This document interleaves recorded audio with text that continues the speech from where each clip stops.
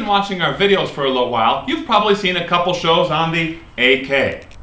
Now we've probably put well over 1,000 rounds through this, and I started to realize that some ammunition is disgustingly inaccurate, while other ammunition is pretty good. In fact, I would say rivaling just right in there with the AR-15 5.56 ammunition. So we put this on the bench, did a little bit of testing, and I'd like to share that with you. So what we did is we fired 5 rounds from the bench with various different makes of ammunition. We picked up some of this Herters.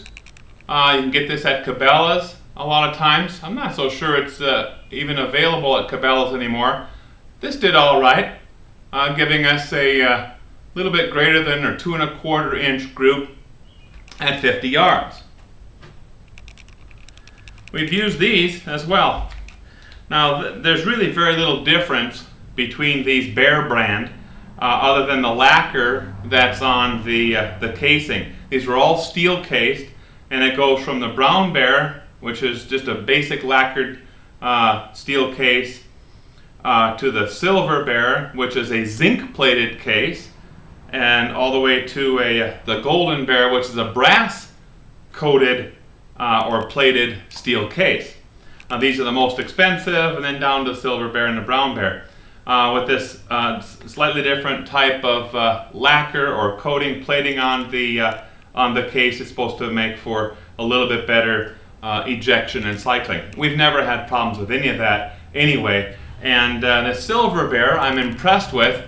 It shot the best of everything, giving us under a 2-inch group, fairly under a 2-inch group at that same 50-yard range.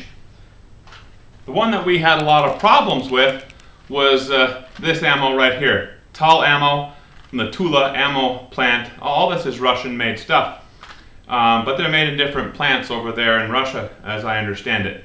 Now this is also a steel-cased and lacquered case. Functioned fine, but it was almost impossible to really get a group. This stuff is all over the place, and this is off of the bench. We also had a squib load that's kind of dangerous and got me worried about it, so we ended up being extremely careful when we even shot this stuff, and we shot everything that we had except for this box right here, and I won't buy it again. So I wondered what in the world is making this TulAmmo or Tula so bad.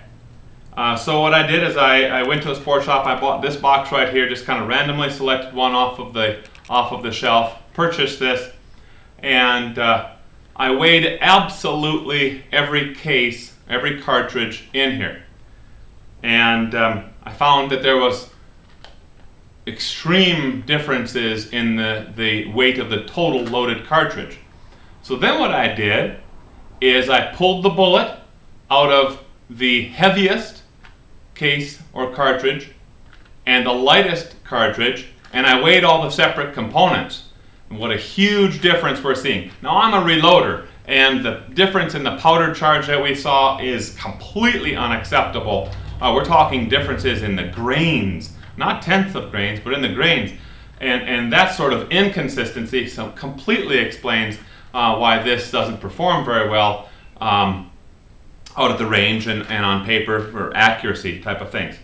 Well, you might say, well, this Tul's the cheapest stuff, so it's why not shoot it? Well, do a little price checking, and you're going to find that if you can find Herters, it's probably about the same price, and if you can find Brown Bear, it's cheaper. Silver Bear, same price, maybe a little cheaper.